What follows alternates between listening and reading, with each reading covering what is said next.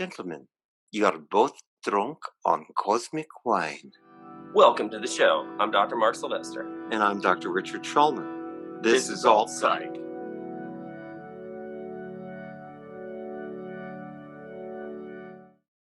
Welcome to the show, everybody. Of course, you remember from last week, we have an exciting topic and an exciting on-camera edition.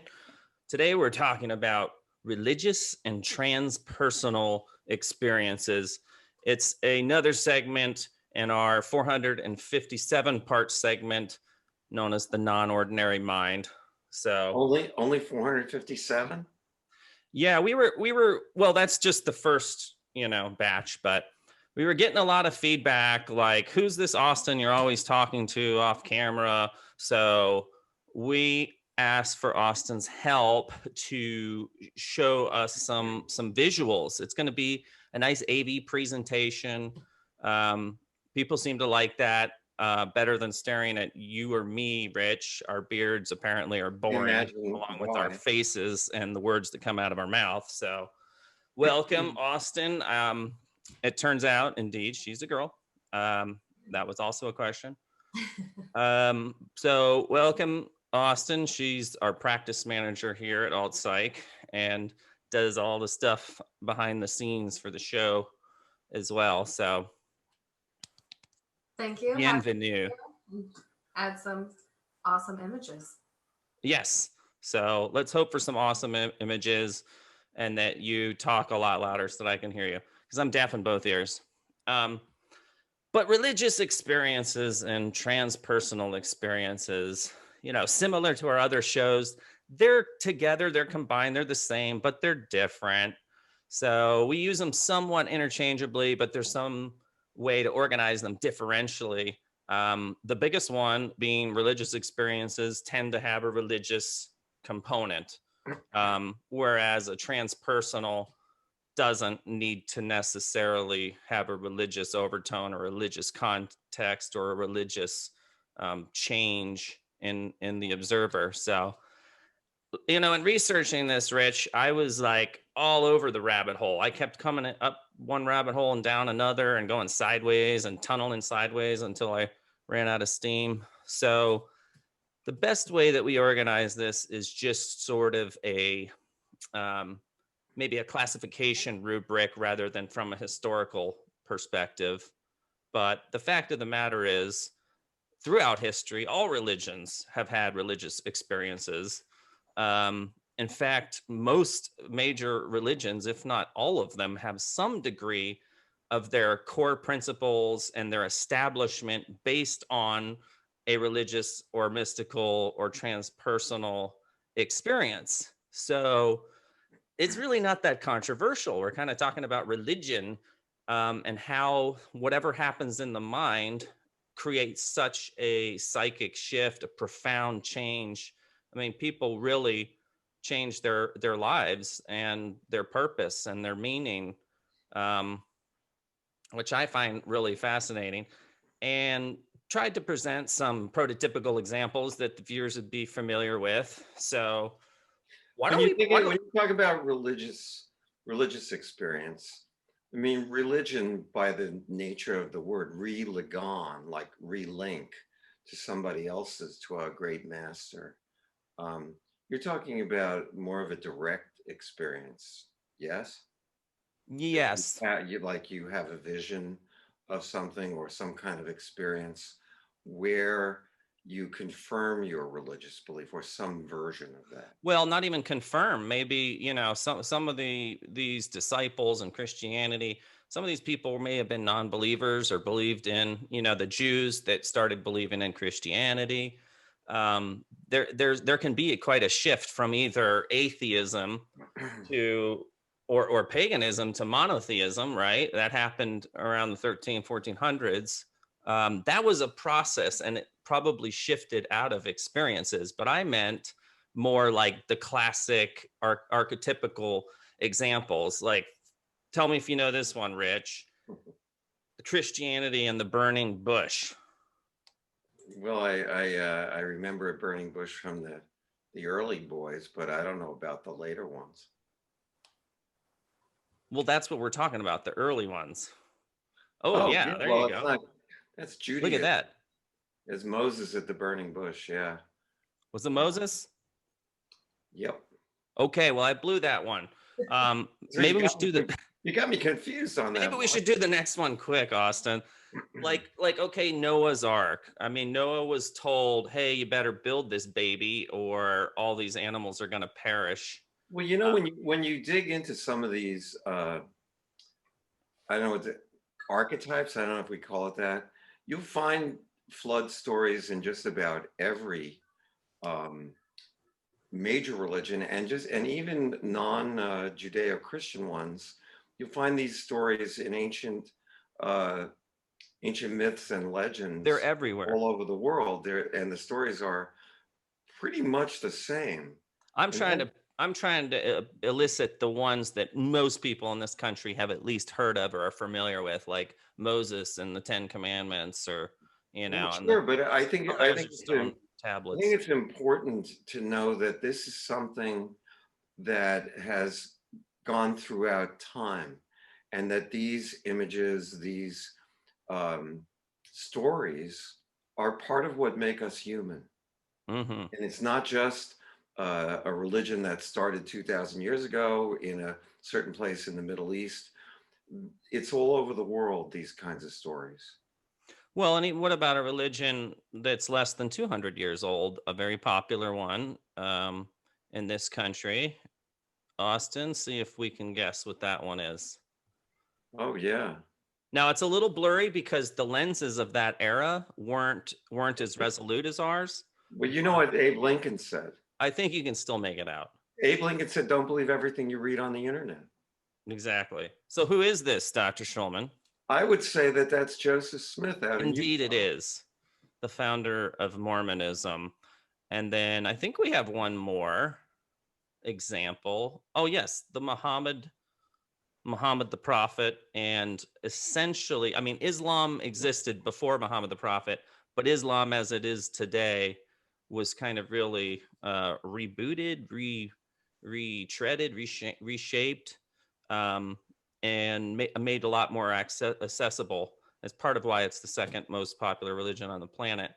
So these are kind of all religious experiences that gave birth to the religions themselves, which I thought was really kind of cool, because we could talk about religious experiences for weeks, you know? I mean, seeing Elvis in your buttercup could be a religious experience. You saw him too, huh? I'll see him everywhere. Thank you very much. But you know who I think, and I don't know, we didn't get time to talk whether or not you would agree with me, but if you don't, it'll be that much more fun. But the father of, well, actually put up a picture of this next cat, because I like this guy. I think you know him. I like him. A dead white guy by the name of William James. I threw a little quote in there because I thought it applied to 2020. Thought it was a good subliminal message, you know, of wisdom being the ability to know what to ignore. It's a powerful statement. I even gave credit because I couldn't figure out how to Photoshop that out and steal it outright. But, you know, this guy was a really interesting cat, William James. I think he was born at the Astor House in New York. He, around the 1900s, he was really never really knew what he wanted to be when he grew up. I think he's kind of remembered as being the father of psychology. Oh, yeah. But was interesting, he went back and got a medical degree, but he never practiced medicine. But he was really more of a philosopher and psychologist, and had some really interesting theories on religious experiences that I thought were relevant, because it wasn't until then that there was this discussion about what they are, what they mean, what are the components, kind of similar to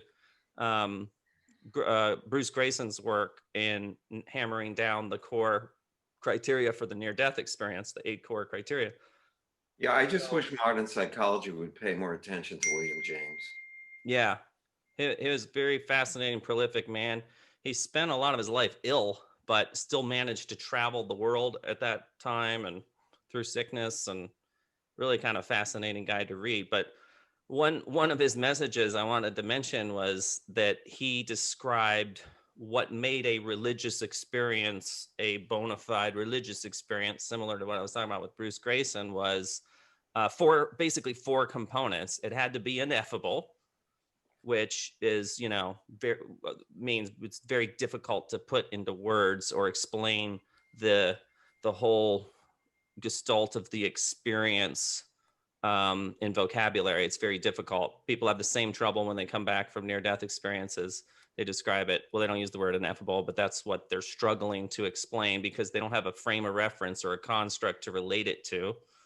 The second component is noetic. So noetic really implies gaining knowledge from outside yourself or that you didn't have within you before. So it either evoked knowledge or imparted knowledge, but it wasn't there before. So you got something different. You got out of the religious experience. It has to be transient, meaning you can't be like one of these preachers that, every weekend is having a religious experience. They tend to be very limited, fleeting, transient. And similar to a near-death experience, there's that psychic shift. And then the fourth thing is you have to have a passive role in it. Because if you have an active role in it, maybe you're the God that's given you the sermon from on high or whatever. So it's as if a supreme being or a power outside of yourself is imparting that onto you. You have to take that passive role. So it was really interesting. He didn't just pull this up out of his butt. This guy had a really, really in-depth lecture series. He taught, I think, at Harvard. Really, really interesting character. Take some time and read about him. But he really talks about the religious experiences. Now, I think of religious experiences as a subtype of transpersonal experience.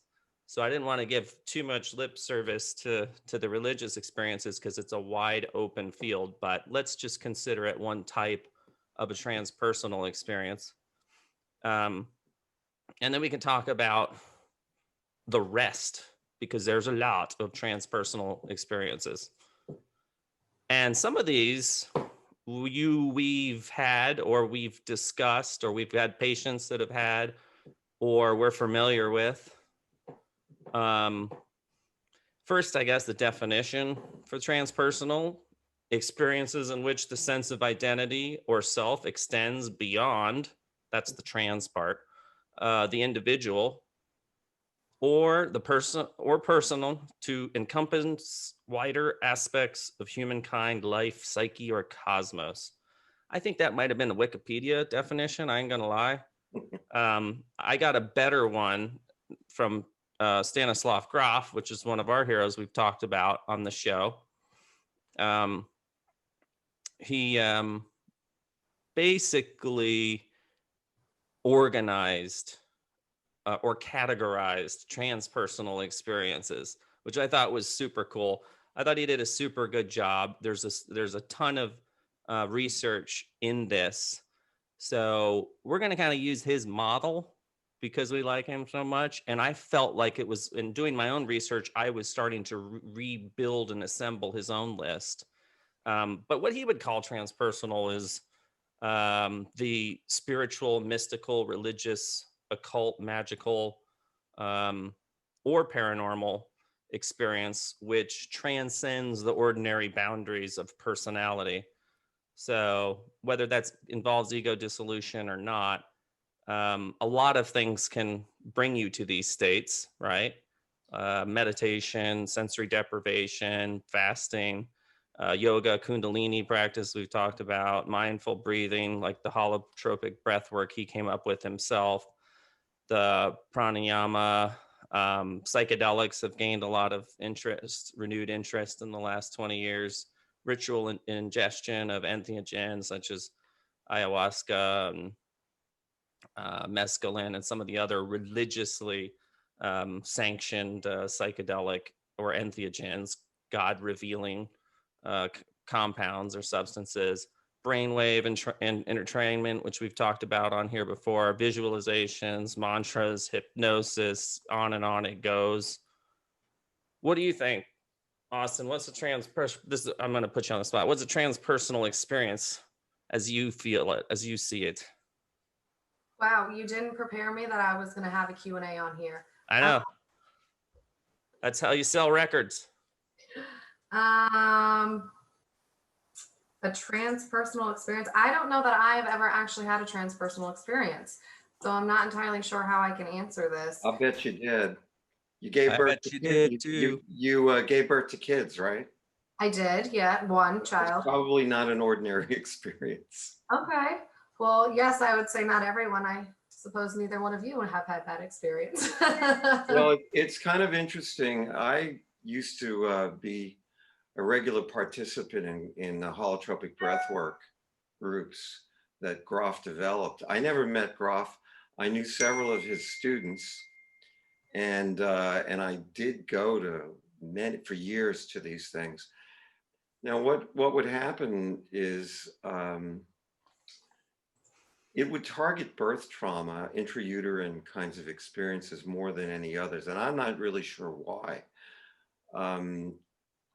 The experiences were beyond the personal, and they did change my view of reality. I re-experienced my own birth. I experienced my soul coming into my body. And once you get to that level of things, I experienced my mother giving birth, because all of that information is there if you look at it. Now, I had an experience through holotropic breathwork that I've actually never read about, but as I thought about it, it made tons of sense. I experienced my mother giving birth to me. And I did ask her when, at the time, how close was my version to reality? And she said it was very close. The other part we couldn't confirm. I started experiencing birth after birth after birth after birth, and they were all different. And at the end of all of that stuff, and this is just breathing. I'm not taking psychedelics, but it sure felt like it. At the end, I went all the way back to the first mother, which is the earth. And it was quite a profound experience, as if I was experiencing an archetype in real time. Now, this was just from breathing a little faster and a little deeper with some high intensity music.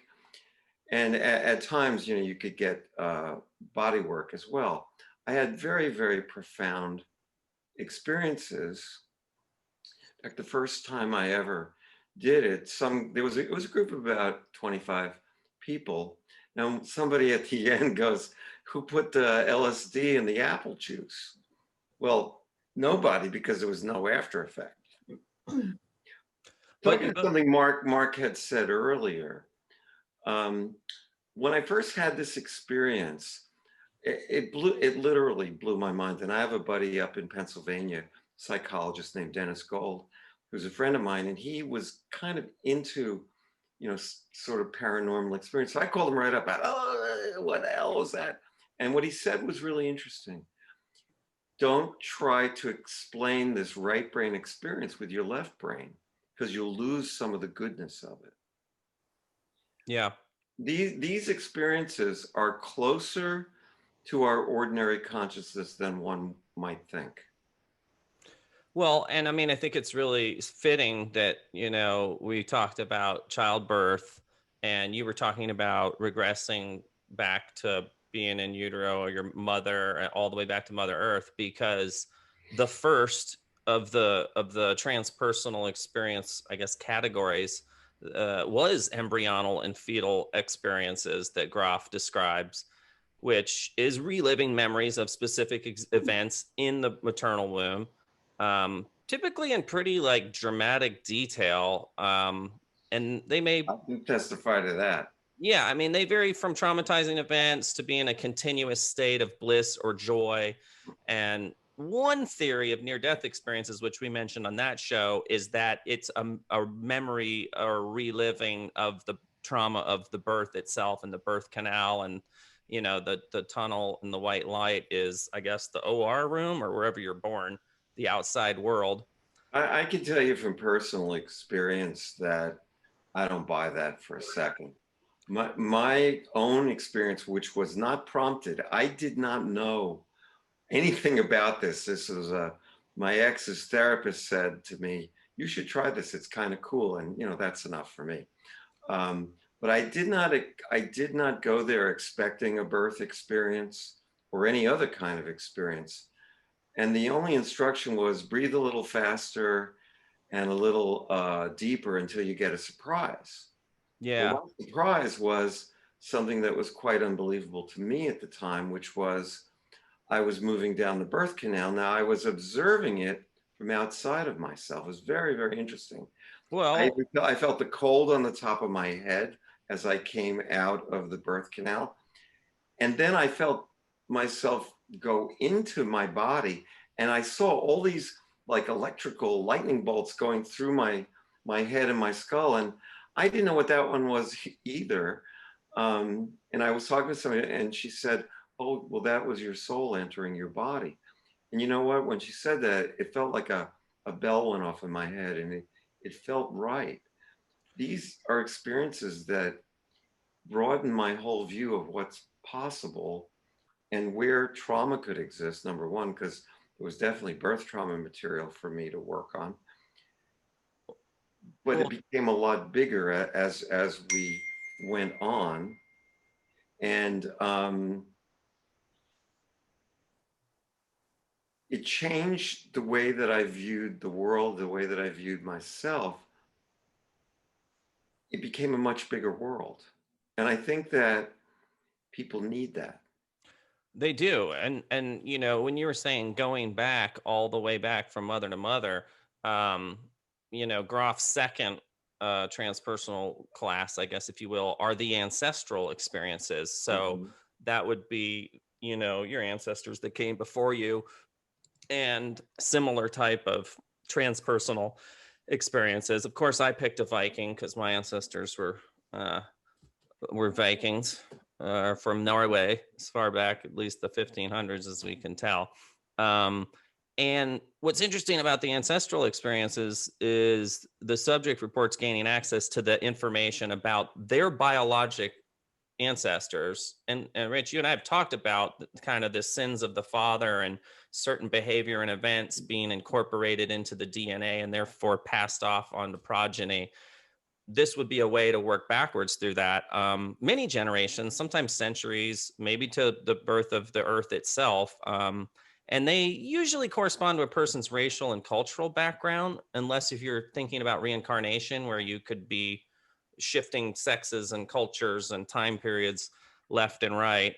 And if we go back a little bit further, wink, wink, Austin,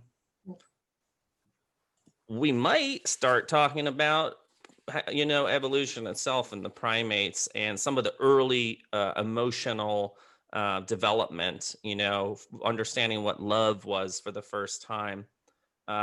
That's very fascinating because people do report a lot of similar experiences, sometimes memories going back to Egyptian times or even 10,000 years to kind of the hominids and primates and stuff like that. So we go backwards from the embryo and fetal experiences all the way back through the chain of the lineage of our ancestry. The third thing he talks about is kind of the collective and racial experiences, which involve visions and insights into the various aspects of the culturalism, the cultural groups, such as shared history, social structure, religious cosmology, forms of worship, moral codes, arts, technology, symbolism, depending on what you're looking at. Fourth thing he talks about is phylogenetic or evolutionary experiences, which again was kind of what we were talking about before, in that there's a regression into the past and insights into the development from before the primates now. So why it's slightly out of order, I don't know or care, but insects, mammals, birds, reptiles, various sea creatures, some subjects report gaining intuitive understanding of the Darwinian or Lamarckian concepts of evolution. They see that happen in their religious experiences. And then, of course, we already touched on reincarnation, but past incarnation experiences, which I think oh yeah, look, he's on his way to the afterlife here, the next life.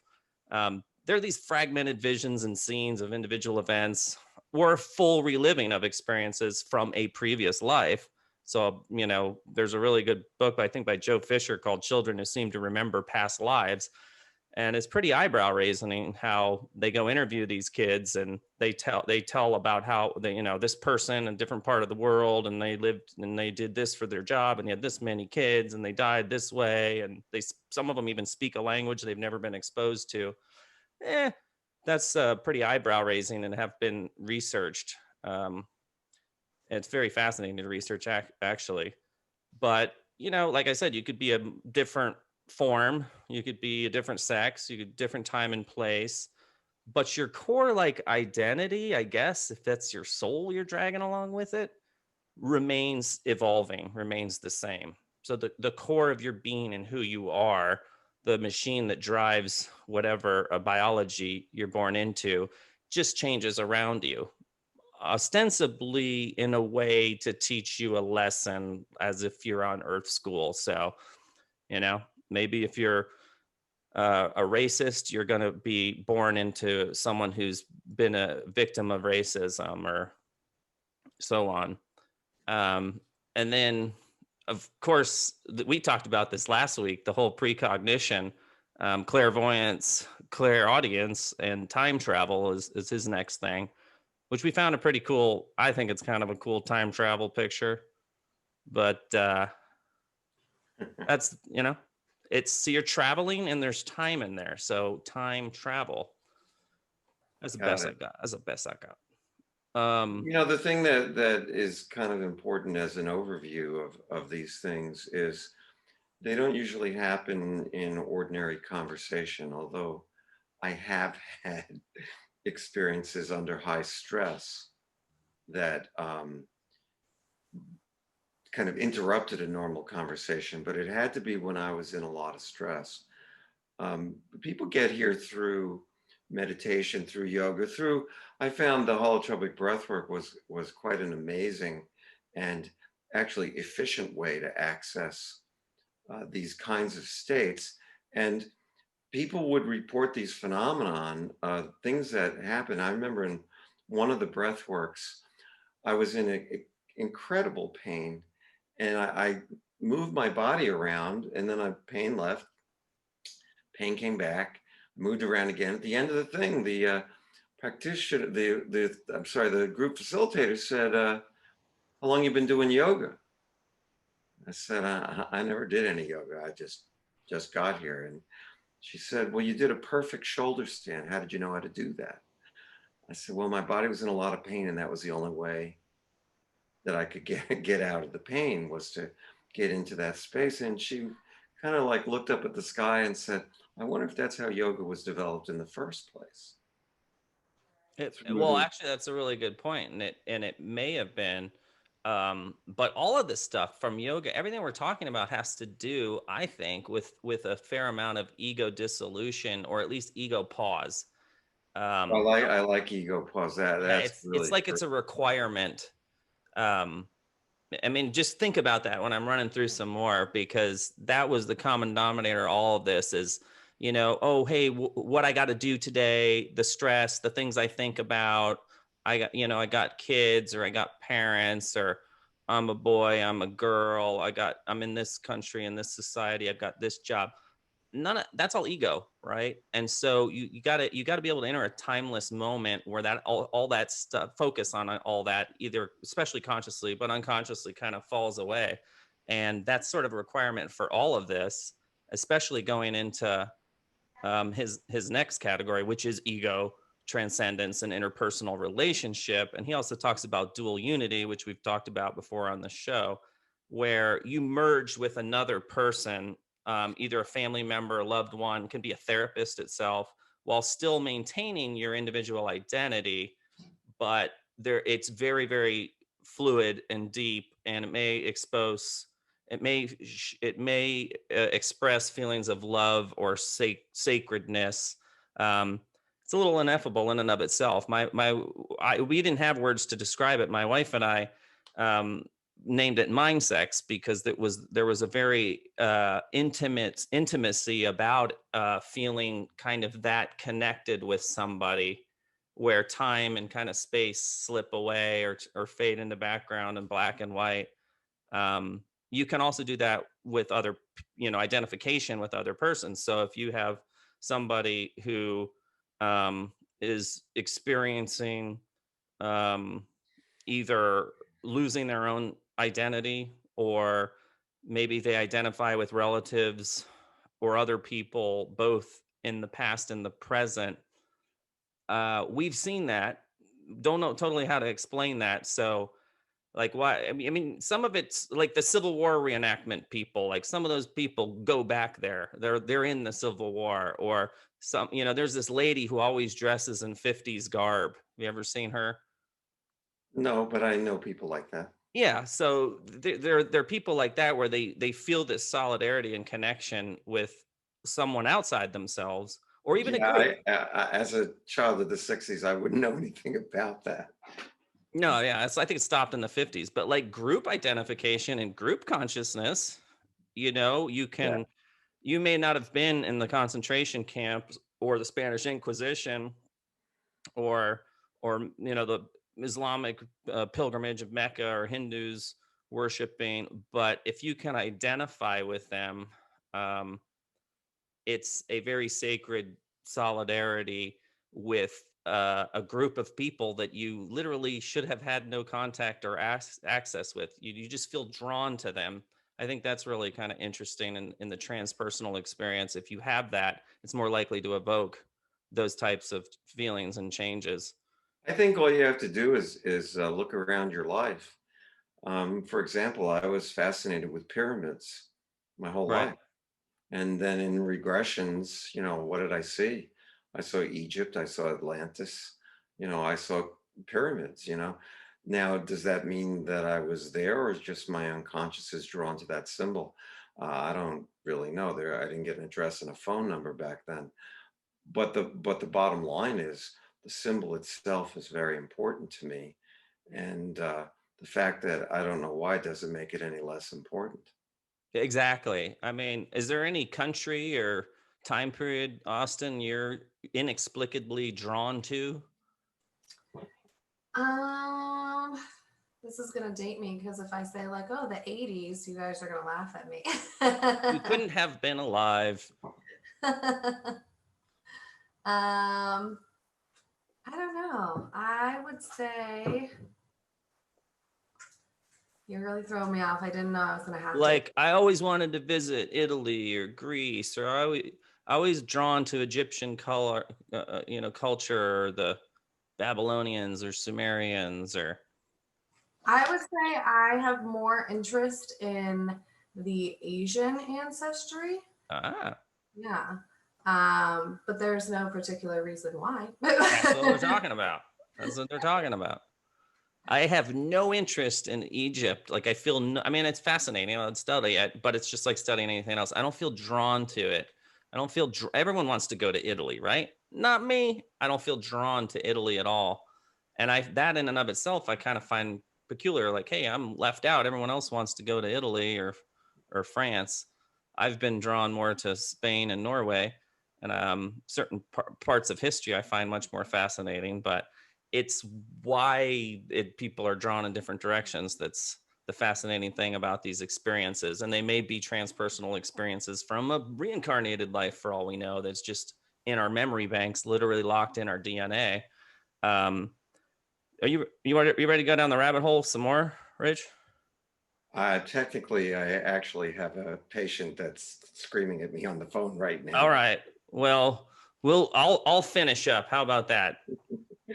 How much more you got? Only about 26 more. You planning on doing them all today? 10.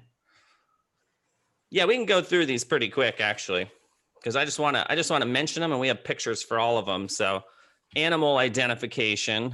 We got a nice little picture of sort of the animal spirits because experience is what it's like to be an animal. Native Americans used to, put their vision in the soaring eagle and that kind of thing, versus plant identification. A lot of people think fungus have a mycelial network that penetrate all of Earth's crust and connect everything and have consciousness in and of themselves.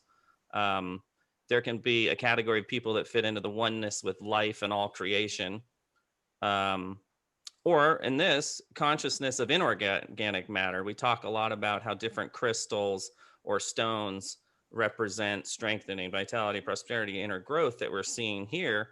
That's kind of anthropomorphizing a crystal or a geode, or it can be volcanic eruptions. It could be electromagnetic forces themselves. Take that up on a larger scale, and now we're talking about planetary consciousness, extraplanetary consciousness. Once we go off our own planet, we might meet the guys from V. Remember that show? That was good stuff. And then, of course, we've covered out-of-body experiences, traveling, clairvoyance, clairaudience, space travel, and telepathy.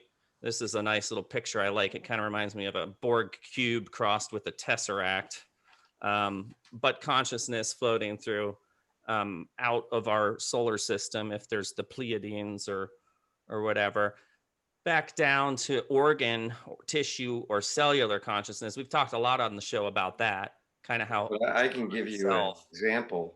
I had a patient who got a kidney transplant. He started having these really weird dreams, and of things that never happened to him.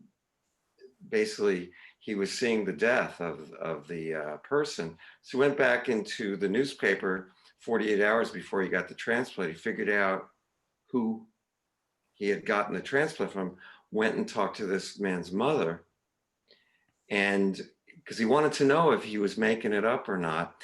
And that, yes, they were all kind of memories from this other man's life. So that consciousness is gonna, if you get a transplant, watch for it. Yeah, same thing with the heart transplant, and someone who hated tomatoes their whole life now all of a sudden is craving tomatoes. Hey, look, David Crosby became a nice guy after he got the liver transplant. Yeah.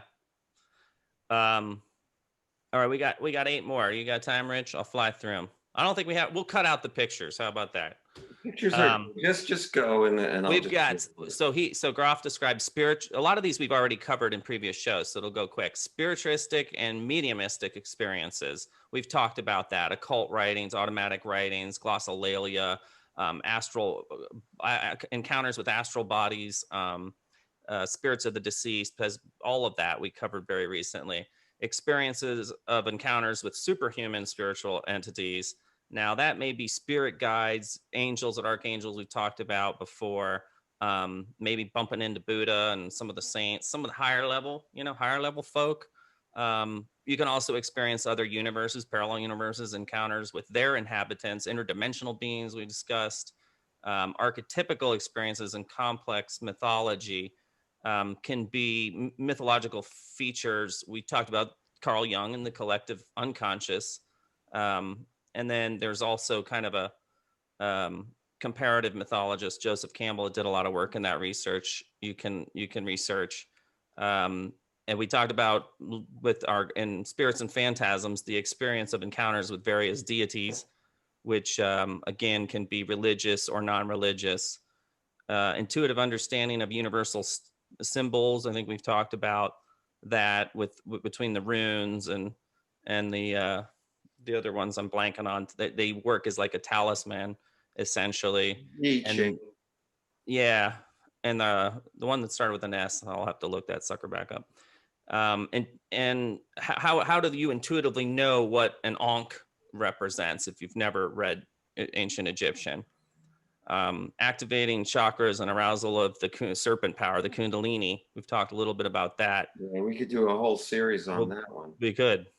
And then consciousness of the universal mind, which is kind of what our series is, that these experiences are boundless, supreme, unfathomable, ineffable, transcendental, non-rational, blissful. I mean, there's adjectives that can go on, but it's a void a union with the universal mind, as if you somehow are like the Matrix, everywhere and nowhere. And then you get to go beyond that, down the rabbit hole, all the way to the bottom. So the rabbit hit the bottom, and that's the super cosmic and metacosmic void. And that's what I think people are aiming for with the K-hole. But it pretty much is a primordial emptiness, a nothingness, a silence in which the ultimate source and cradle of all existence is born from. And some people who have achieved that level of awareness, or they've landed in that space, ask the universe pretty deep questions like, hey, universe, why did you create itself? And interestingly, one of the answers that's given back, which I find comical, is because I was bored. Oh, that's without a doubt, it's got to be it. Imagine if you knew how every movie was going to turn out, you wouldn't watch them. You're bored. Well, we have free will because we do silly things. Bored, lonely, and wanted a way to express itself and sample itself in a blinded way, interact with itself is effectively what I've come up with. So that's all the way from the top to the bottom of the rabbit hole. I know you got to run. Here's the thing I'd like to wrap up with. We could do a whole show on any of these, and we will expand on these things. This is kind of more of an overview. Grof was a great genius, and the people I knew who knew him personally attested to how brilliant this man is. He's still alive. You read his stuff, it's mind-blowing. It's really quite wonderful. And the idea that we have religious and transpersonal experiences are not optional when you're a human being. If you start to look a little differently at your everyday life, you'll find some of these things, odd occurrences that you wouldn't expect. The reason I think it's so important is we need to expand beyond the idea that this is it, that just this body is it. And when we do that, we connect with other people. Perhaps the most spiritual transpersonal experiences is loving somebody. I mean, that's what I thought Austin was going to come up with, but then like falling in love, but then you threw childbirth in there and trumped it. Well, I never mean to trump your play there, buddy, but I didn't know where you were going. But the bottom line is, if we're looking at the ineffable, people say, well, prove there's a God. And they say, well, do you love your children? Yeah, well, prove it. You can't prove it. You live it. Yeah. So on that happy note, thank you, Austin. Remember, we forgot to rehearse it with Austin. What? Like a band. 1, 2, 3, 4. Be well. All right. Okay, join us next week. All right. It'll be good times.